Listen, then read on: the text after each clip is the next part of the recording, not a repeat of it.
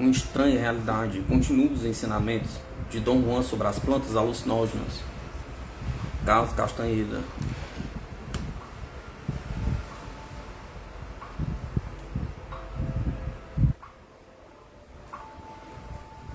(12 de novembro de 1968).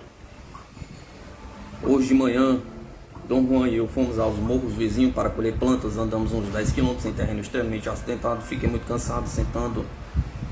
Sentamos-nos para descansar. Meu pedido, ele começou uma conversa dizendo que estava satisfeito com meus progressos. Agora sei que fui eu quem falei, disse eu. Mas naquele momento podia ter jurado que era outra pessoa. Claro que era você, disse ele. Como é que eu não me reconheci? Pergunta. É isso que o fuminho faz. A gente pode falar e nem notar. Ou a gente pode percorrer milhares de quilômetros e nem sentir isso, tampouco. É assim também que a gente pode atravessar as coisas. O fuminho retira o corpo e a gente fica livre. Como o vento, melhor do que o vento, pois este pode ser detido por uma pedra, um muro ou uma montanha. O fuminho torna a gente livre como o ar. Talvez até mais livre, pois o ar pode ser trancado num túmulo e ficar mofado. Mas com o auxílio do fuminho a gente não pode ser detido nem trancado. As palavras de Dom Juan liberaram um misto de euforia e de dúvida. Senti uma inquietude avassaladora, uma sensação indefinida de culpa. Então a gente realmente pode fazer essas coisas, Dom Juan? Perguntou. O que é que você acha? Perguntou. Prefere pensar que está maluco, não é? Perguntou. Falou em voz mortais. Bem, é fácil para você aceitar todas essas coisas. Para mim é impossível.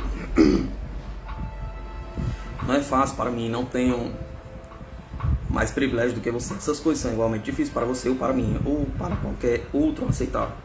Mas você está habituado com tudo isso, Dom Juan. Sim, mas isso me custou um bocado. Tive de lutar, talvez mais do que você jamais lutará. Tem um jeito incrível de fazer com que tudo trabalhe para você. Não tem ideia do quanto tive de me esforçar para fazer o que você fez ontem. Você tem alguma coisa que o ajude em tudo o que faz.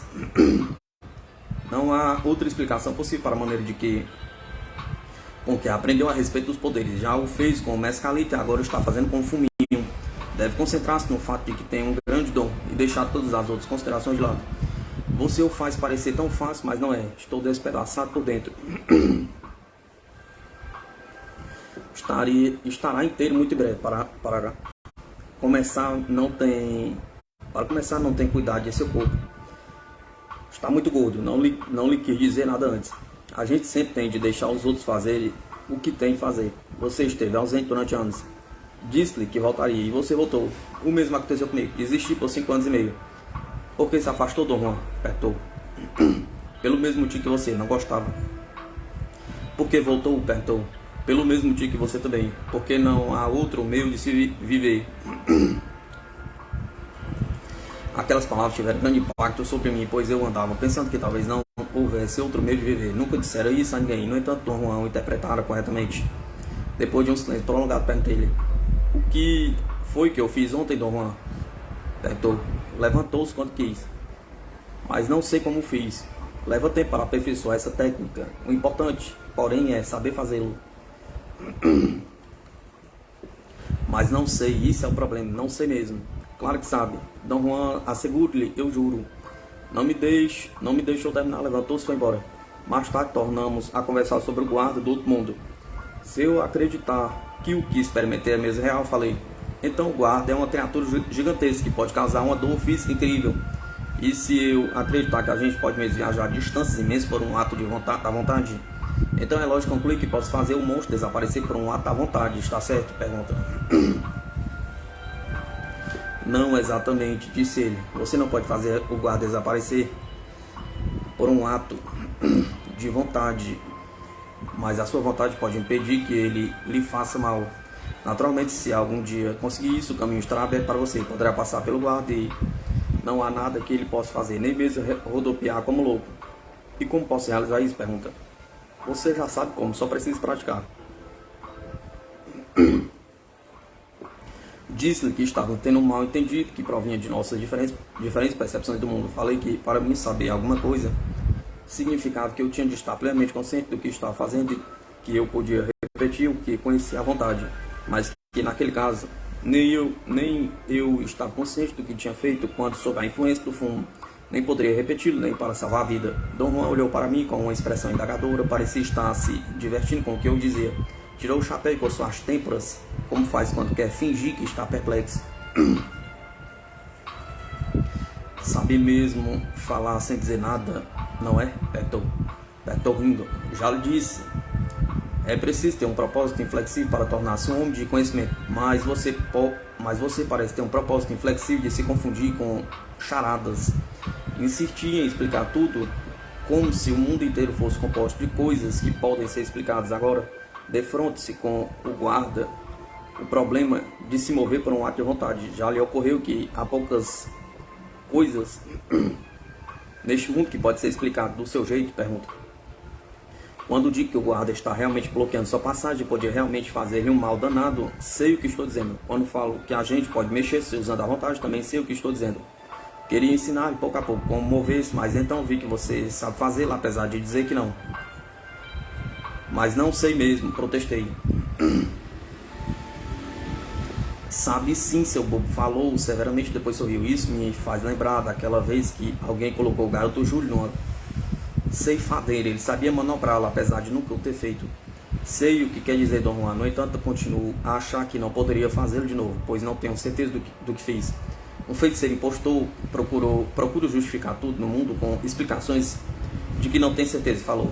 E assim tudo é feitiçaria, mas você não é melhor do que isso. Também quer justificar tudo à sua maneira, mas também não tem certeza de suas explicações. Dom Juan perguntou-me, de repente, se eu pretendia ir para casa no fim de semana. Respondi que pretendia partir na segunda-feira de manhã. Estávamos sentados sobre a ramada dele por volta do meio-dia do sábado, dia 18 de janeiro de 1969. Descansando depois de um longo passeio nos morros vizinhos. Dom Juan levantou-se e entrou na casa. Pouco depois chamou-me. Ele estava sentado no meio do quarto e tinha colocado minha esteira na frente dele. Fez um gesto para eu me sentar e, sem dizer uma palavra, desembrulhou o cachimbo dele. Tirou-o de sua capa, encheu o fornilho com sua mistura de fumo e acendeu. Tinha até levado para o quarto uma bandeja de barro cheia de carvõezinhos. Não perguntou se eu estava disposto a fumar, apenas me passou o cachimbo e me disse para fumar. Não hesitei. Dom Juan aparentemente tinha julgado certo o meu estado de espírito, minha curiosidade imensa sobre o guarda. Devia ser evidente para ele, eu não precisava que insistisse comigo e avidamente fumei o fornilho todo. As reações que tive foram idênticas às que já tinha experimentado. Dom Juan também agiu mais ou menos da mesma maneira, desta vez, porém, em vez de ajudar a fazê-lo, apenas me disse que apoiasse o braço na esteira e me deitasse sobre o lado esquerdo. Sugeriu que cerrasse o punho se isso me desse mais força. Realmente cerrei o punho inteiro, pois achava isso mais difícil do que encostar a palma da mão no chão ao deitar com o peso sobre ela. Não estava com som, tive muito calor a princípio, depois não senti mais nada. Dom Juan deitou-se de lado, de frente para mim. Seu braço direito estava apoiado no cotovelo, sustentando a cabeça como travesseiro. Tudo estava perfeitamente plácido, até meu corpo, que a essa altura não tinha sensações táteis. Eu estava muito satisfeito. Está bom, falei. Dom Juan levantou-se depressa. Não ouse começar com essa besteira, disse com veemência. Não fale, vai desperdiçar toda a sua energia falando. Estão o guarda. E então o guarda o esmagará como você esmagaria um mosquito. Deve ter achado sua imagem engraçada, porque começou a rir, mas parou de repente. Não fale, por favor, não fale, repetiu com uma expressão séria. Eu não ia dizer nada, falei, realmente não quis dizer aquilo. Dom Juan levantou-se, eu vi afastando-se para os fundos da casa. Um momento depois reparei que um mosquito tinha pousado em minha esteira e isso me encheu de um tipo de angústia que eu nunca sentira. Era um misto de animação, angústia e medo. Eu tinha pleno consciência de que alguma coisa transcendental ia se desenrolar diante de mim. Um mosquito que guardava outro mundo. Era uma ideia cômica. Tive vontade de rir alto. Mas então percebi que minha animação me estava distraindo. Eu ia perder um período de transição que queria esclarecer. Em minha tentativa anterior de ver o guardião, tinha olhado primeiro para o mosquito com meu olhar esquerdo, com meu olho esquerdo, e depois senti que me tinha levantado e olhado para ele com os dois olhos, porém não tinha noção de como se passar essa transição. Vi um mosquito rodampeando na esteira diante do meu rosto e percebi que estava olhando para ele com os dois olhos. Chegou muito perto, um dado momento não consegui mais vê-lo com os dois olhos e passei a olhar com o olho esquerdo, que estava no nível do solo. No momento em que mudei de foco também senti que tinha esticado meu corpo, assumindo a posição totalmente vertical, e estava olhando para um animal incrivelmente grande.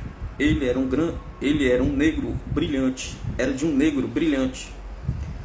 Sua frente era coberta de pelos longos e negros, que pareciam o espeto sair das fendas das escamas lustrosas e gosmentas. Os pelos eram dispostos em tufos, o corpo era maciço, grosso e redondo. As asas eram largas e curtas, comparadas com o comprimento de seu corpo. Tinha dois olhos brancos e espocados e um focinho comprido. Dessa vez assemelhava-se mais a um jacaré. Parecia ter orelhas grandes ou talvez chifres e estava babando. Obriguei-me a fixar meu olhar sobre ele, depois fiquei plenamente consciente de que não podia olhar da mesma maneira que olho normalmente para as coisas. Tive uma ideia estranha olhando para o corpo do guardião. Senti que todas as partes dele estavam vivas, assim como os olhos do homem têm vida. Entendi então pela primeira vez na vida que os olhos eram a única parte do homem que me podiam mostrar se ele estava vivo ou não. O guarda, ao contrário, tinha 1 milhão de olhos. Achei que essa era uma descoberta notável. Antes da experiência eu tinha pensado nas imagens que podia descrever as distorções que tornavam o mosquito uma fera gigantesca, e pensara que uma boa imagem era como se olhasse para um inseto pela lente do aumento de um microscópio. Mas não era assim. Aparentemente ver o guarda era muito mais complexo do que olhar para um inseto aumentado. O guarda começou a rodopiar em minha frente, em certo momento parou e eu senti que ele estava me olhando. Então reparei que ele não emitia som algum. A dança do guarda era silenciosa, o pavor residia em sua aparência, seus olhos espocados, sua boca horrenda, sua barba, seus pelos grosmentos, acima de tudo seu tamanho incrível. Observei bem de perto que seu modo de mover as asas, como ele os fazia vibrar sem um som. Vi como deslizava sobre o solo, como monumental, patinar no gelo. Olhando para aquela criatura de pesadelo diante de mim, cheguei a sentir-me exultante. Realmente acreditei ter descoberto o segredo de dominá-lo. Pensei que o guarda não era mais do que uma foto em movimento numa tela silenciosa. Não podia molestar-me, só tinha uma aparência aterradora. O guarda estava parado de frente para mim. De repente mexeu as asas e virou-se. Suas costas pareciam uma armadura de cores brilhantes. Seu brilho era ofuscante, mas o tom enjoativo era minha cor desfavorável. O guarda ficou um pouco de costas para mim, depois ajeitando as asas, tomou a sumir de meu campo de visão. Eu estava num dilema muito estranho, sinceramente acreditava tê-lo dominado, percebendo que apresentava apenas uma imagem de fúria.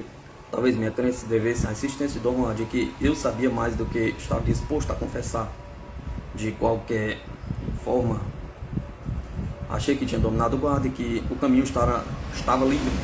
E no entanto não sabia como proceder. Don Juan não me disseram o que fazer. No caso desses, tentei virar-me e olhar para trás, mas não consegui mover-me. No entanto eu podia ver bem na maior parte de um ângulo de 180 graus na frente de meus olhos. O que vi foi um horizonte esfumaçado, amarelo pálido, parecia nebuloso, uma espécie de uniformidade de tom de limão cobria tudo o que eu via. Parecia que eu estava no planalto cheio de vapor de enxofre. De repente o guarda tornou a aparecer no ponto do horizonte, descreveu um grande círculo antes de parar diante de mim. Sua boca estava escancarada como uma imensa caverna, não tinha dentes. Vibrou suas asas por um minuto, depois investiu contra mim, atacou mesmo como um touro e com suas asas gigantes bateu em meus olhos. Gritei de dor e depois voei para cima, ou antes senti que me tinha forçado para cima e fui pairando sobre o guarda, além do planalto amarelo, para outro mundo, o mundo dos homens. E encontrei-me de pé no meio do quarto de Don Juan. 19 de janeiro de 1961. Pensei mesmo que tinha dominado o guarda. Disse a Don Juan: "Você está brincando", falou ele. Don Juan não tinha dado uma palavra desde a véspera. Eu não me importava. Estava mergulhado numa espécie de devaneio e novamente senti que Se olhasse bem, eu seria capaz de ver, mas não vi nada de diferente. Mas o fato de não falar me fizeram descansar muito. Dom Juan me pediu para contar a sequência de minha experiência e o que lhe interessou especialmente foi a tonalidade que eu vira nas costas do guarda. Dom Juan suspirou e pareceu realmente preocupado. Teve sorte de a cor estar nas costas do guarda, disse ele, muito sério. Se fosse na frente do corpo, ou pior ainda, na cabeça, você estaria morto a esta hora.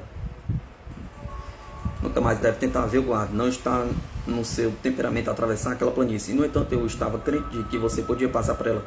Mas não se fala mais nisso. Esse era apenas um de muitos caminhos.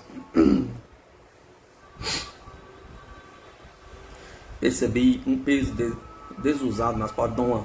O que me acontecerá se eu tentar ver o guarda outra vez? Pergunta. O guarda o levará embora, respondeu. Ele o pegará com sua boca e o levará para aquela planície e deixará lá para sempre. É óbvio que o guarda sabe que não é seu temperamento e lhe avisou para se afastar. Como é que você acha que o guarda sabia disso? Pergunta. Dom Juan olhou para mim bem firme e por muito tempo tentou dizer alguma coisa, mas desistiu, como se não encontrasse as palavras adequadas. Sempre caio nas suas perguntas, disse ele sorrindo. Você não estava pensando quando me perguntou isso, estava? Perguntou. Protestei e afirmei que estava intrigado como é que o guarda conhecia meu temperamento. Dom Juan tinha um estranho brilho nos olhos quando disse. E você nem mencionou nada sobre o seu temperamento para o guarda, não é? Perguntou. O tom dele era tão comicamente sério que nós dois rimos, mas depois ele disse que o guarda, sendo o zelador, o vigia do mundo, sabia de muitos segredos, que um bruxo podia partilhar. Esse é um dos modos como um bruxo chega a ver, comentou, mas esse não será o seu terreno, de modo que não adianta falar a respeito. Fumar é o único meio de ver o guarda? Perguntei. Não, você também poderia ver sem isso, mas muita gente que o consegue prefere o fumo porque é menos perigoso para a gente, mais eficaz. Se você tentar ver o guarda sem o auxílio do fumo, é provável que custe a sair do caminho dele.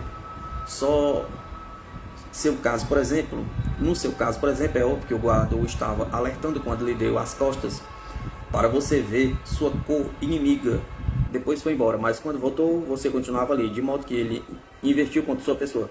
Mas você estava preparado, pulou. O fuminho lhe deu a proteção de que precisava. Se tivesse ingressado naquele mundo sem o auxílio dele, não teria conseguido livrar das garras do guarda. Por que não? Pergunta. Seus movimentos seriam lentos demais para sobreviver naquele mundo. Tem de ser rápido como um relâmpago. Foi um erro eu ter saído do quarto. Mas não queria que você falasse mais. Você é um tagarela, de modo que fala até contra seus próprios desejos. Se eu estivesse lá com você, teria puxado sua cabeça para mim, mas pulou para cima sozinho, o que é melhor ainda. Mas prefiro não correr um risco desse. O guarda não é coisa de brincadeira.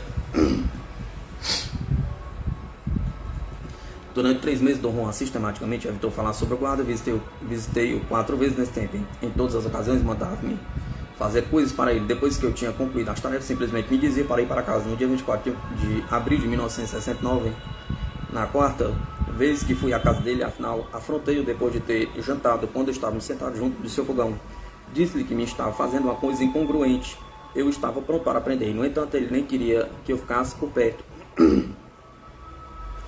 Tinha tido de lutar muito para vencer minha aversão pelos cogumelos alucinógenos dele, e sentia, como ele mesmo tinha dito, que não havia tempo a perder. Dom Juan ouviu minhas reclamações com paciência. Você é muito fraco, falou. Apressa-se quando devia esperar, mas espera quando devia apressar-se. Pense demais.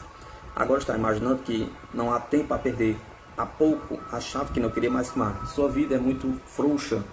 Não é suficientemente ajustado para conhecer o fuminho. Sou responsável por você e não quero que morra como idiota.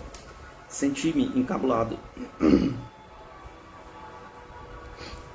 O que posso fazer, Dom Juan? Sou muito impaciente. Viva como um guerreiro, já lhe disse. Um guerreiro se responsabiliza por todos os seus atos, pelo mais trivial de seus atos. Você age de seus pensamentos.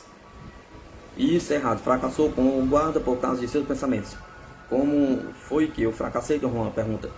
Pensa sobre tudo. Pensou no guarda e assim não conseguiu dominá-lo. Primeiro tem de viver como guerreiro. Acho que você entende isso muito bem. Eu queria dizer alguma coisa em minha defesa, mas ele fez um gesto para eu ficar calado.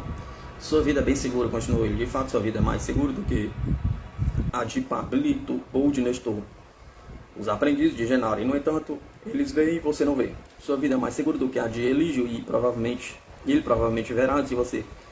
Isso me deixa perplexo, nem mesmo Genaro pode entender isso. Você executou fielmente tudo o que lhe disse para fazer. Tudo o que meu benfeitor me ensinou no primeiro estágio da aprendizagem. Eu lhe transmiti, a regra está certa. Os passos não podem mudar. Faz tudo o que se tem de fazer e, no entanto, não vê. Mas para aqueles que veem como Genaro, você aparece como vendo. Eu confio nisso e sou ludibriado. Sempre se virá a comportar-se como um idiota que não sabe ver o que é, claro, está certo para você.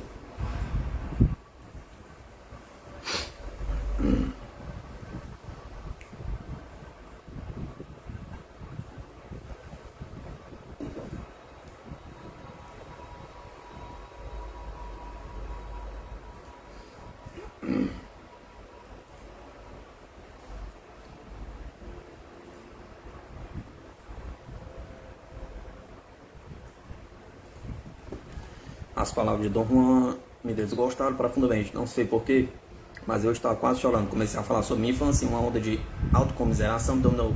Dom Juan olhou para mim um instante, depois desviou o olhar. Foi um olhar penetrante, senti que ele me tinha agarrado com os olhos. Tive a sensação de 2 dedos me segurando delicadamente. Reconheci uma agitação estranha, um formigamento, uma angústia agradável na região de meu plexo solar. Tomei conhecimento da minha região abdominal. Senti seu calor, não consegui mais falar coerentemente e balbuciei. Depois parei de falar de todo. Talvez seja a promessa, disse Dom Juan, depois de uma pausa prolongada. Perdão? Pergunta. Uma promessa que você fez há muito tempo. Que promessa? Perguntei. Talvez saiba dizer. Você se lembra, não? Perguntou. Não. Prometeu uma coisa muito importante uma vez. Pensei que talvez sua promessa lhe tivesse impedido de ver.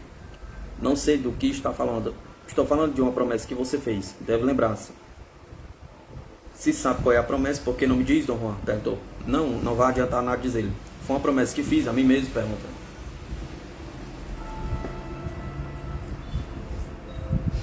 Por um momento pensei que ele estivesse referindo à minha resolução de desistir do aprendizado. Não, foi uma coisa que aconteceu há muito tempo, disse ele. Eu ri porque estava certo de que Dom Juan estava fazendo uma brincadeira comigo. Sentia-me malicioso. Tinha uma sensação de exultação diante da ideia de poder lograr Dom Juan, que, segundo me parecia, sabia tanto quanto eu sabia sobre a dita promessa. Tinha consciência de que ele estava pescando e tentando improvisar. A ideia de brincar com ele me agradava. Foi alguma coisa que prometi a meu avô? Pergunta. Não, respondeu. Seus olhos brilharam. Tampouco foi alguma coisa que você prometeu à vovozinha. A anotação cômica que ele deu à palavra vovozinha me fez rir. Pensei que Dom Juan estava me armando alguma cilada, mas eu estava disposto a seguir a brincadeira até o fim. Comecei a enumerar todos os indivíduos possíveis a que eu poderia ter prometido alguma coisa muito importante. Falou não a todos eles. Depois conduziu a conversa para minha infância. Por que sua infância foi triste? Perguntou ele com expressão séria. Respondi que minha infância não foi triste, sim um pouco difícil. Todo mundo sente isso, disse ele, olhando para mim de novo. Também fui muito infeliz e medroso quando criança. Ser uma criança índia é duro, muito duro. Mas a recordação daquela época não significa mais nada para mim. Além do fato de ter sido dura, eu tinha deixado de pensar na dureza de minha vida antes de começar a ver. Eu também penso em minha infância, falei. Então por que ela o entristece? Perguntou. Por que você quer chorar? Perguntou. Não sei. Talvez quando penso em mim, quando criança, tenha pena de mim e de todos os meus semelhantes. Sinto-me desamparado e triste. Olhou fixamente para mim. Novamente, minha região abdominal teve a sensação estranha de 2 dedos delicados apertando-a. Desviei a vista e depois tornei a olhar para ele. Dom Juan estava olhando para longe, para além de mim. Seus olhos estavam nublados, fora de foco.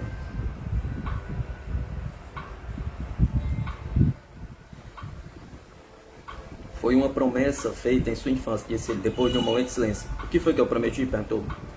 Não respondeu. Estava com os olhos fechados. Sorri sem querer. Sabia que ele estava tateando no escuro, mas tinha perdido parte do meu impulso de fazer-lhe à vontade. Foi uma criança magrinha, continuou ele, e estava sempre com medo. E eu também, falei.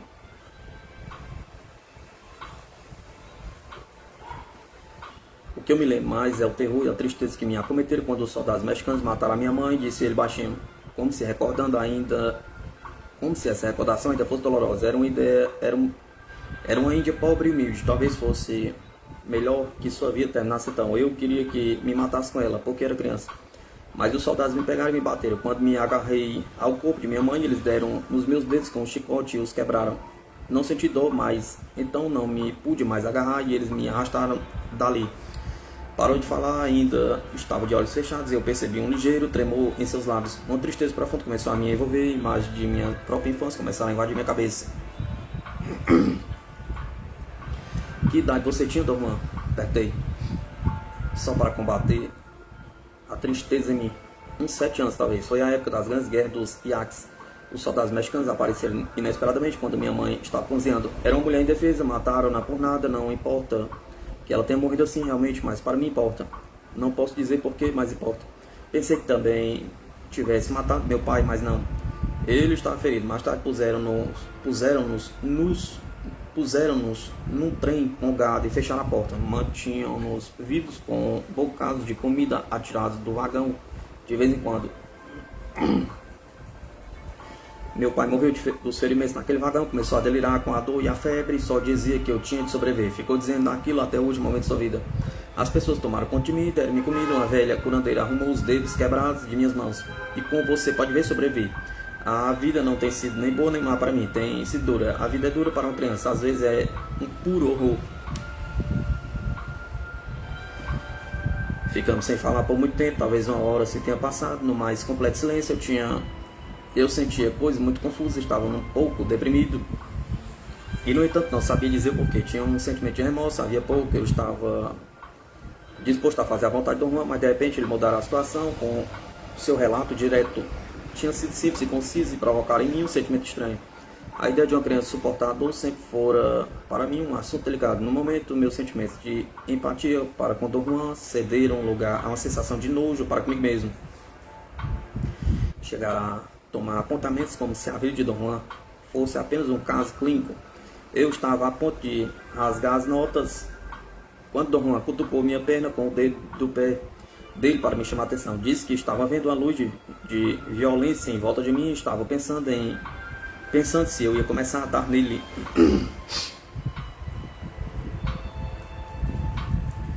Seu riso foi uma interrupção agradável. Ele falou que eu era da rompantes de comportamento violento, mas que não era mal de verdade, que na maior parte das vezes a violência era dirigida contra mim mesmo. Tem razão, Dom Juan, disse eu. Claro, concordou ele rindo.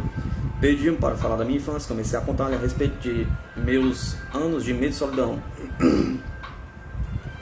E passei a descrever o que eu considerava minha luta titânica para sobreviver e conservar o ânimo. Ele riu diante da expressão conservar o ânimo. Falei muito tempo, ficou escutando sério, depois em certo momento seus olhos tornaram a agarrar-me. E eu parei de falar, depois de uma pausa ele disse que nunca ninguém me humilhara. E que era por isso que eu não era realmente malvada. Ainda não foi vencido, falou.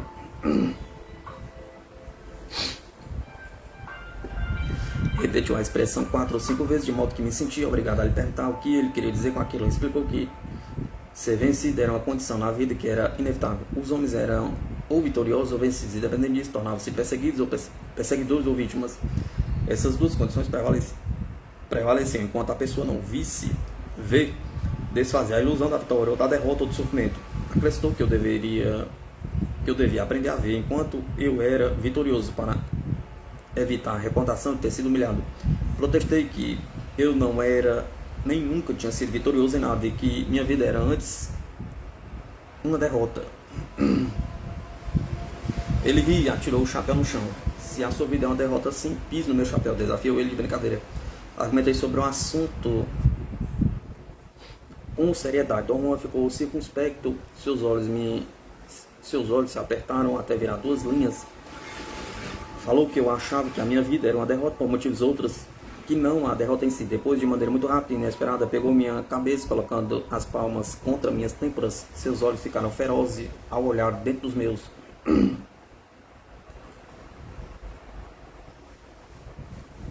De medo, respirei sem querer, fundo pela boca. Largou minha cabeça, encostou-se na parede, ainda olhando para mim. Tinha executado seus movimentos com tal velocidade que, quando ele relaxou e se encostou confortavelmente contra a parede. Eu ainda estava no meio de minha respiração profunda. Eu estava tonto e constrangido. Estou vendo um menininho chorando, disse Dom Juan, depois de uma pausa. Repetiu aquilo várias vezes, como se eu não entendesse. Tinha a impressão de que ele estava falando de mim como de um menininho chorando, de modo que eu não prestei muita atenção. Ele disse ele, exigindo toda a minha concentração. Estou vendo um menininho chorando. Perguntei se o menininho era eu. Falou que não. Depois perguntei-lhe se era uma visão de minha vida, ou apenas uma recordação de sua própria existência. Não respondeu. Estou vendo o menininho. Continuou dizendo. E ele está chorando sem parar. É o menininho que eu conheço? Perguntei. Sim. É o menininho. É meu menininho? Perguntei. Não. Ele está chorando agora? Perguntei.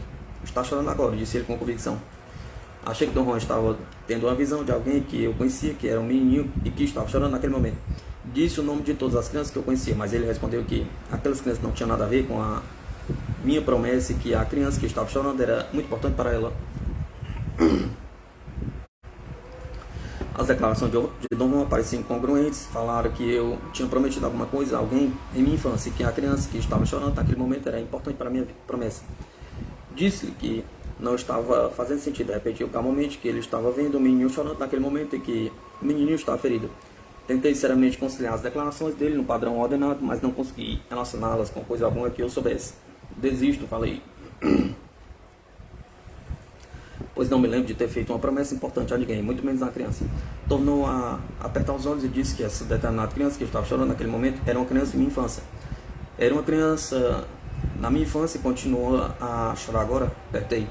É uma criança que está chorando agora, insistiu. Sabe o que está dizendo, Dom Juan? Apertei. Sei. Não faz sentido. Como é que ela pode ser criança agora se era criança quando eu mesmo era criança? Apertei. É uma criança que está chorando agora, disse ele demanda. Explique, Dom Juan. Não, você é quem tem de explicá-lo a mim. Nem por sonhos eu podia imaginar a que ele se estava referindo. Está chorando, repetia Dom Juan no tom hipnótico. E o está abraçando agora. Está machucada, está olhando para você. E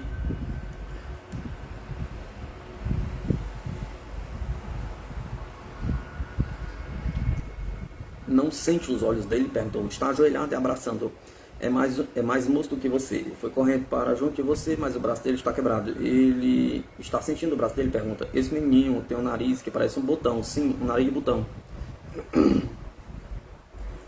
Meus ouvidos começaram a zumbir, perdi a sensação de estar em casa de Dom Juan. As palavras nariz de botão lançaram-me logo às cenas de minha infância.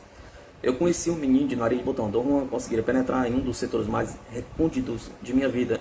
Então descobri qual a promessa de que ele falava. Tive uma sensação de exaltação, de desespero e assombro por Dom Juan e sua esplêndida manobra. Como é que ele ia saber a respeito do menino de nariz de botão da minha infância? Perguntei. Fiquei tão agitado pela recordação de Dom Juan provocara que meu poder de recordar me levou a uma época em que eu tinha 8 anos de idade. Minha mãe tinha partido 2 anos antes. Eu tinha passado os anos mais infernizados de minha vida circulando entre as irmãs de minha mãe, que serviam de compenetradas substitutas de mãe e tomavam conta de mim uns 2 meses cada uma. Todas elas tinham família grande, por mais cuidadosas e protetoras que as tias fossem para comigo. Eu tinha 22 primos para enfrentar. Às vezes a crueldade deles era realmente bizarra. Então eu sentia que estava rodeado de inimigos, e nos anos dolorosos que se seguiram, lutei uma guerra desesperada e sórdida. Por fim, por meio que desconheço até o dia de hoje, consegui dominar todos os meus primos. Fui vitorioso de verdade. Não tinha mais concorrência de monta, mas eu não sabia disso. Nem sabia comparar a minha guerra, que logicamente era transportado para o terreno da escola. As classes da escola rural que eu frequentava eram mistas e a primeira e terceira série só eram separados por um espaço entre as cadeiras. Foi ali que conheci um menino de nariz achatado que tinha um apelido implicante de nariz de botão. Ele era da primeira série, costumava implicar com ele ao acaso, sem levar a coisa a sério. Mas o menino parecia gostar de mim. A despeito de tudo o que ele fazia, ficava me acompanhando e chegou a guardar segredo de que era eu responsável por alguma das travessuras que deixavam o diretor perplexo. E no entanto eu continuava a implicar com ele. Um dia derrubei de propósito um quadro negro pesado. O quadro caiu sobre ele, a carteira onde estava sentado absorveu parte do impacto, mas ainda assim o baque lhe quebrou a clavícula.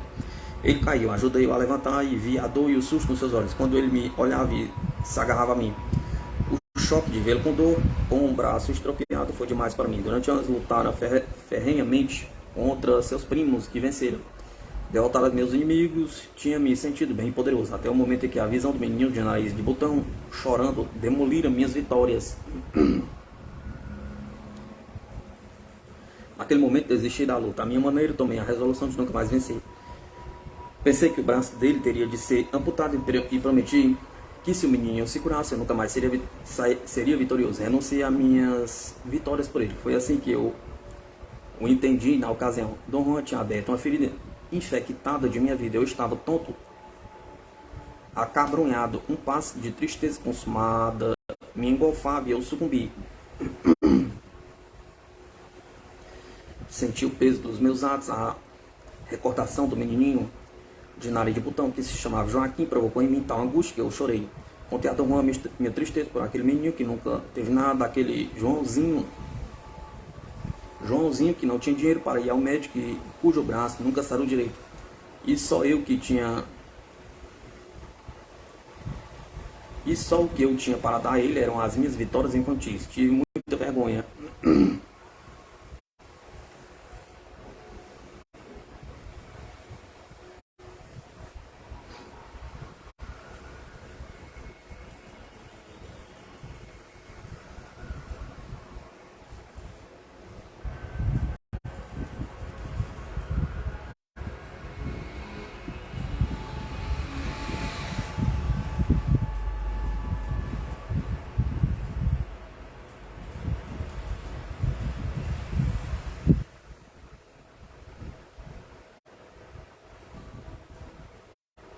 Fique em paz, seu cara engraçado, disse Dom Juan, imperiosamente. Você deu bastante, suas vitórias eram fortes e suas. Deu bastante, agora tem de trocar a sua promessa.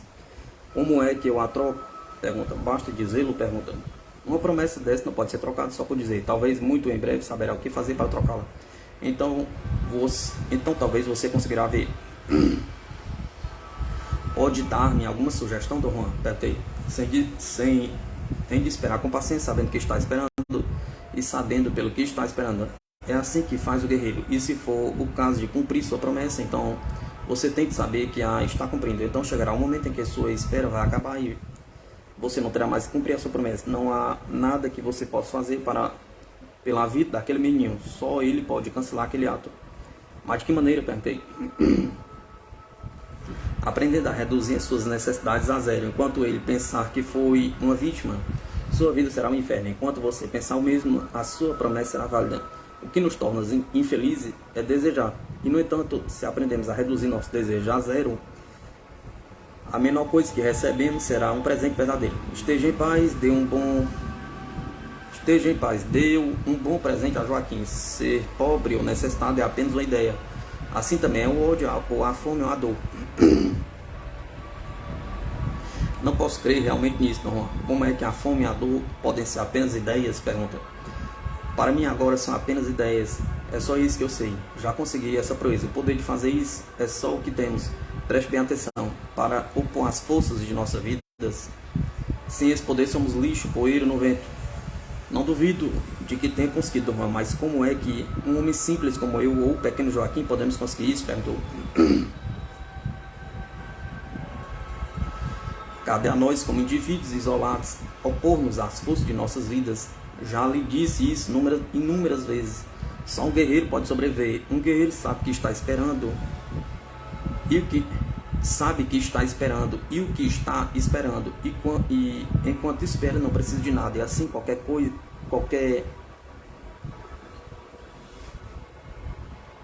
coisa que ele receba é mais do que pode tomar. Se ele precisar comer, dá um jeito, pois não tem fome. Se alguma coisa lhe machuca o corpo, ele dá um jeito de parar aquilo, pois não sente dor. Ter fome ou sentir dor significa que o homem se largou e não é mais um guerreiro, e as forças de sua fome e de sua dor o destruirão.